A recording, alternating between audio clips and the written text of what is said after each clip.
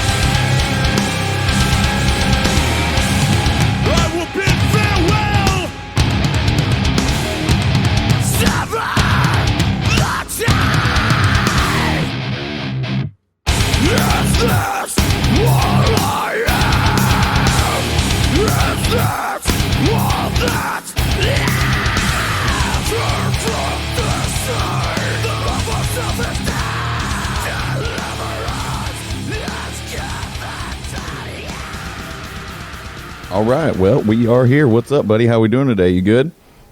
Yeah, doing great. Just hanging out.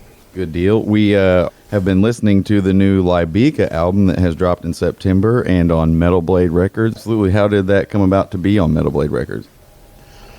Obviously, we have a little bit of a relationship with them since Killswitch is on Metal Blade now, and we also, when I first had some of the demos and kind of an idea of trying to seriously start another band, I was talking to Kenny and Vaughn, our management team for Killswitch, and they wanted to be a part of it. So they have an excellent relationship with Brian over at Metal Blade, and it just sort of, once things were ready, I had no idea who, if anyone, would be interested in putting it out, and Metal Blade stepped right on up. They were pretty stoked to do it. Yeah, and it sounds amazing, and quite the list of bands that you also have on Metal Blade. So that's definitely an honor to have that Lybica album come out on Metal Blade. It's, pretty unreal. Amazing, yeah, it's pretty unreal. Pretty amazing label, legendary label. Everybody, Brian knows everyone that's ever even dipped their toes into the metal water over the last 40 years. So it's pretty cool to be on there with two different bands. It's wild. Yeah, absolutely. So, Justin, what's the inspiration behind Lybica, and how's the perception been since you released the album? I haven't heard a whole lot about it. I guess it's okay, but I don't we know. love it. So I've talked to a few people. I've done a few podcasts like we're doing right now, and people that I talk to seem to be into it. But I really have no idea, other than just looking at plays on Spotify. Right. Oh well, wish those were higher. but other than that, it's hard to tell because we haven't really played many shows. That's definitely, when you ask what are the goals. One of the goals is to tour and just get out there and play. I think we're just really dying to go out there and play these songs and reach some more people and have people hear the songs and just also as a band. I think as a band you reach different levels when you actually go out and tour, play every day and travel and you spend all your time together than you can really do when you just start playing random kind of shows around your area, which is so far, for the most part, all we've really been able to get going so far. Mm-hmm. So yeah, we definitely want to go out and we want to play, we want to tour. I've always really liked music that is sort of, not necessarily all of it's instrumental, but music that isn't really in a hurry to go anywhere and that really just sort of builds, like slow, steady builds. When it gets to stuff, it's rather, it's like a journey to get to a part of a song. I've always liked music like that, and a lot of it does happen to be music without vocals. Bands like Caspian, one of my favorite bands, but also stuff like ISIS, that I love. Old ISIS record, I guess it's all old. Yeah. ISIS stuff was a huge inspiration for it, especially the Oceanic record, and sort of wanted to do something that was like that, and that took things that took kind of the vibe of Caspian and of Mogwai and stuff like that, and maybe make it just a little bit more metal in like the traditional metal sense, where there are some like guitar leads, not necessarily solos, but some leads, some harmonized leads, and some like chuggy riffs, something like that. I wanted to see if that was a thing that would happen and would be a cool thing to exist if it did happen. So that's kind of where that came from. Absolutely. And speaking of the chuggy guitar riffs, how's that transition from being on the drum kit to picking up a guitar now? It's definitely a learning experience for sure, because I played guitar a little bit for a long time, but never really seriously. Just sort of noodled around. And now that I'm actually trying to do it and do it competently, it's I'm learning a lot, to say the least. Sure, but it's been really, really fun to be in a band from a completely different perspective and be like just listening to things differently and having a different sound that fits in with the whole mix. So it's pretty cool. And I think I read last night that 2 out of the 3 members were originally drummers. Is that correct? Yeah, well, now we have a full-time drummer. So we didn't, when we recorded the record, I actually played the drum tracks for the record too, because we didn't have a drummer yet.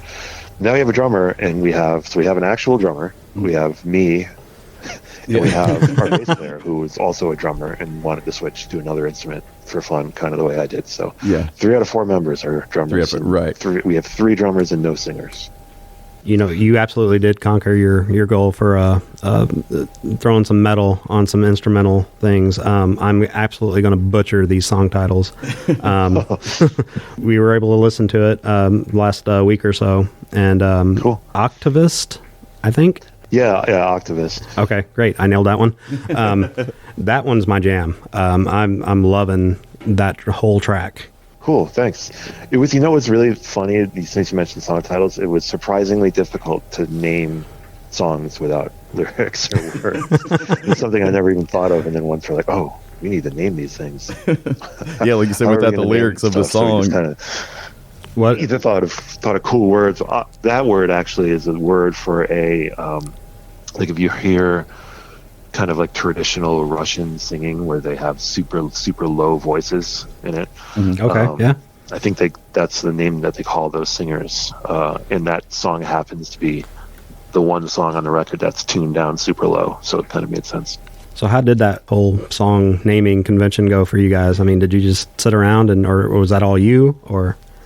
No, it definitely wasn't all me. We just kind of kicked ideas around there. If something sort of felt right, or what does this song kind of feel like, and then just sort of we try to come up with an interesting word or a different word, or even just make up a word or something. All of that, just try to get something that fits and that kind of makes sense and represents the song. And you guys have is it correct, you guys have a vinyl release on November 19th? Vinyl is out now. Oh, nice. Yep, vinyl is out with the actual record release in September. So that's all available through the Metal Blade page, and everything is streaming everywhere. So awesome. Pretty easy to get. Everything's easy to get nowadays. Yeah, yes, it is. Yep, I'm loving the album cover. I think I read that you guys are all cat papas. We're all big time cat people for sure. Hence the name, huh? It's one of the things that just says friends. It was mostly cats and music that kind of brought us together as friends, and we just thought it fitting that if we were going to do something, we should honor the felines that we love. And that's on the cover. That's Joey's cat, Stripey. Gotcha. He's got a few. We all have a few. We're all multiple cat owners, and that one, Stripey, happened to be the cover model. Perfect. It's like, do you like cats and metal? Yep. Did we just become best friends? Yep. Exactly. What kind of pressure do you, or was there any pressure with the fact that this is an instrumental record? There's no vocalist. Were there any kind of pressures that you guys felt with recording something like this? Well, it's mostly just like when you're writing songs, you don't have that. I don't want to say it's a crutch, but you don't have that.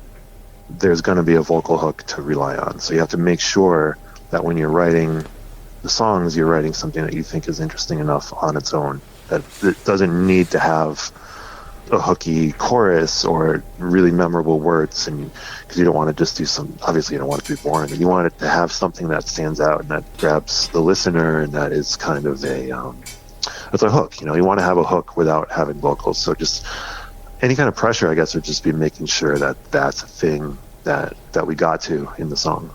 I would say. Justin, so we're actually located about an hour south of St. Louis, Missouri. Oh, nice. I've heard rumors that you've lived in St. Louis for a while. I did for like 5 or 6 years. What did you like about St. Louis? What did you not like? It's an awesome food town. I really liked it. It's a great sports town, so it's fun to do all that stuff. And music too. There's tons of music in St. Louis. So lots of really great places to play and bands coming through all the time. The Pageant's probably one of my favorite venues to play and see shows at. The place is pretty awesome. Yes, love the Pageant. It's nice, small, intimate, the place is great. comfortable. It's got the seating. Yeah. I don't know. It's tough to say what I didn't like. Weather-wise, it was weird. It wasn't what I expected weather-wise coming from New England. The summers were hotter than I thought, and the winters were way icier than I expected. Oh yeah, we get lots of ice. So that was it. I was thinking it would be a little bit more moderate, but it actually It's drastic. a little more extreme on both ends. I was surprised. Exactly. So speaking of sports fans, I also read that you said if you wouldn't play music, you'd like to play for the Boston Celtics. Yeah, I don't know where that came from. I had somebody else mention Celtics. Yeah. Is that like where did you see that? On your Wikipedia. I think it was supposed to say New York Yankees. Oh, okay. That hurts my heart because we're Cardinals fans over here. So the Celtics I can live with. But. I grew up in Connecticut and big Yankees fan. Okay. So, okay. I don't know where that Celtics thing came from. You know, Wikipedia, anybody can do anything. Yeah, right. It was probably just the Boston relation. Yeah. At Killswitch and all that. I don't really have an NBA team. I'm more of a college basketball guy. I went to UConn, so I'm a huge college basketball nice. Huskies fan. And I never, for whatever reason, NBA teams never stuck for me. But I did root for all the Bird era Celtics teams in the '80s. I wanted them to win. Oh, so hell. I was close to a Celtics fan as I could say I could ever claim to be. Right. But the Colorado Light Stadium's awesome too. Busch Stadium's super fun to go to. Absolutely, yes. Baseball heaven, as we always call it around here.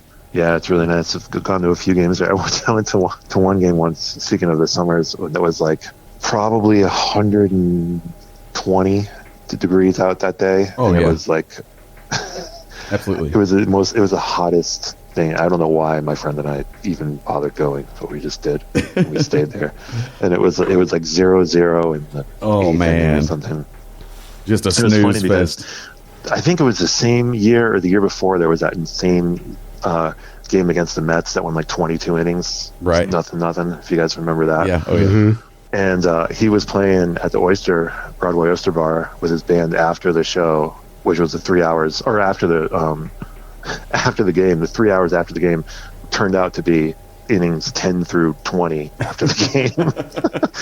So I went there and hung out with him and drove home. And I listened to the ninth inning when I got to his gig. He played 3 hours, and I listened to the 22nd inning on the way home from his gig. It was just totally insane. So we were joking when we were there, and it was 120 degrees. So it better not turn out to be a 22-inning game again.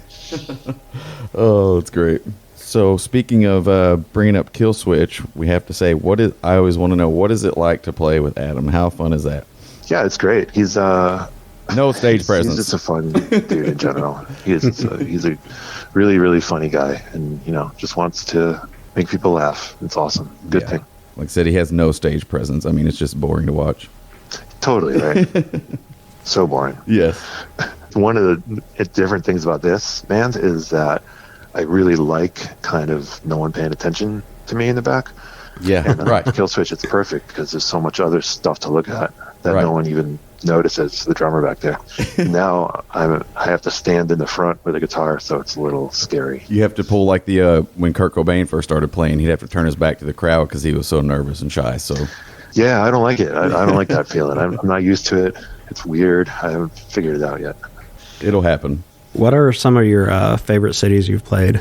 I guess, Worcester has to be on that list because it's sort of our home show, and we've had so many really good and, I guess, important in the course of the band's career shows there. Like the first DVD show we did there, and Jesse's first show back was there, and just stuff like that, and lots of metal fests over the years and stuff. So there's always Worcester's always got kind of a special spot there. Other than that, I would say German shows are always really good, and we haven't been to Germany in a really long time. Those shows are really super fun. UK also, non-US shows would be all Germany and UK shows are great.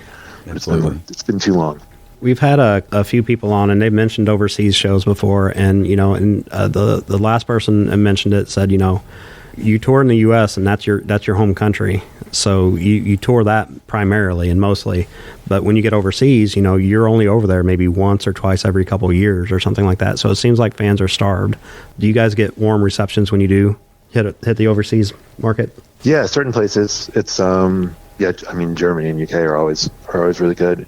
Europe's really sort of a hit and miss place. There are some places that we can count on having great shows, and some places we just don't know what to expect when we go there. But it's also super, like, Japan is really fun to go to because it's the most different feeling place. When you go to Europe, it's still kind of sort of feels similar, but when you're in Japan, the whole vibe of everything is just different. It's really fun to go there, and to plus those shows are always super fun anyway. And we got to go to a baseball game once there, which was pretty cool. Oh, that's awesome. Perfect. Yeah. Perfect. So I wanted to ask, when is the last time you bought a beer since you've got to say the words, we've been nominated and won a Grammy? Anywhere you go, do you just pull that card to get a beer? We're 3-time losers. 3-time Grammy losers. Yeah, so but I don't know if anyone buys you beers for being a Grammy loser. Same as everybody else. Everyone else that hasn't won is a Grammy loser. So right. You could say, like I said, the nomination though. Yeah. Hey, I'm a Grammy loser. Yeah. Yeah. Well, me too. Well, me too. What's your point? How do we feel about the Grammys? Do we care? Not so much. The first time we were nominated, it was super cool because it was so like, wow. Yeah, it was just we play metal. Like, not even a thing that was remotely on anybody's radar ever. It's just like, what do you mean? You mean the Grammys, that thing that rock stars go to? Like, what are you talking about? Do they have the right number? Why do they care about us? That kind of thing. Right. And it was a neat sort of, I don't know, I don't want to say validation thing, but if people weren't going to take you seriously, like, oh, he's some guy in a metal band, and if you could say something like that, and people go, oh, well, I guess it must be a real band or something. Right. Absolutely. But we never. That was never the goal. We never have thought about it or anything. We never like, oh, this song's going to get us nominated, or even when they're announced. Like, who knows? I don't know. I also bring that up today because they did release Grammy nominations today, and really? Somehow Muse got nominated for Best Metal Performance. The band Muse. I don't. Oh, metal? Really? Yeah. That's the question mark we had as well. That's interesting. Kind of why I don't pay attention to it. Yeah, exactly. Yes. Yeah. Yes. Same here. So you were saying earlier about some instrumentals bands that you like to listen to. Do you have any other music guilty pleasures? I don't feel too guilty about anything. Good answer. It's probably not the best answer, but like, yeah, I don't feel like. I don't feel like I like Dave Matthews Band. I don't feel guilty about liking love Dave Matthews. But I think they're pretty awesome. Feel like so guilty about it, but it's probably unexpected. I don't know. What's the one band that you wish everybody knew? Good question. You mean apart from Lybica? I was getting ready to say, is it Lybica? I guess I'll have to throw Caspian in there because I just love that band and I just think they're incredible. Right. So what does being road ready look like for you? Like, is there a cardio program, certain diet, workout routine? Do you like play double as what you'd regularly play before you take off for the road? I just try to, I don't know if I played I just make sure that I played everything as consistently as I can leading up to it for a while. Like, right. I don't play drums a ton during breaks. I do, but I don't play a ton. I don't play every day. And I don't play as hard as you do live. So it's hard to, I guess, replicate that when you're home. That certain adrenaline makes you just play harder without really realizing it. So my hands always get beat up a little more when tour starts, even if I think I'm nice and prepared for it. Other than that, no, I don't really do anything different other than just try to be as prepared as possible with the songs. And then speaking of tour, you guys, with a name like Killswitch and Gage, you guys can draw any band you want to grab on the road with you. Who was one of or a few of your favorite bands that you do enjoy to tour with? We just did that Lamb of God run, which is pretty. Oh my gosh, super cool. Yeah, it was awesome. And we've been touring on and off with those guys forever. the first tour I ever did in Killswitch was with Lamb of God in 2003. Wow. So Wow. nothing's changed. Great first one. We saw it. Yeah. but- Yeah, I think It that was really- Was yeah, that the I Snow thought it was- Core? You came through at St. Louis at Snow Core, I believe, and it was you guys. And I believe Shadows Fall at Pops. Is that correct, Juan? We were there. Oh, you guys were at that? The Headbangers Ball tour? yeah, the that's Headbangers what it Ball. was. Yeah, it was Headbangers. It was Unearth, Shadows Fall, Lamb of You guys God. and Lamb of God. Lamb of yeah. God and us, Killswitch, yep. Yep. We were doing us, Lamb of God, and Shadows Fall were all rotating the last 3 spots. It was Unearth and then some rotation of that. And then at some point during that tour, God Forbid was Yep. on Yep. instead of Unearth. So yeah, that was that was my tour. first tour with Killswitch. That was a long time ago. That's cool. Yeah. You guys were there. Yeah, we I were there remember. at That was my Pops. first time in St. Louis. Awesome. Yeah, I remember that night specifically because Or- we were up. Fake St. Louis. Pops. Yeah, Right. Fake St. Louis. Yeah, Sog it. Sog it. We were upstairs on the balcony, and I remember turning around looking, and the ladies from Kitty had drove down from Chicago to Yeah. catch the show. Yeah. Yeah, Killswitch just did a long tour with them either the year before or earlier that year. I don't remember. So they were pretty tight with them then. Yeah. Very cool to see them. That was a great show. Killer show. So, yeah. And for your first one to be with Lamb of God, amazing.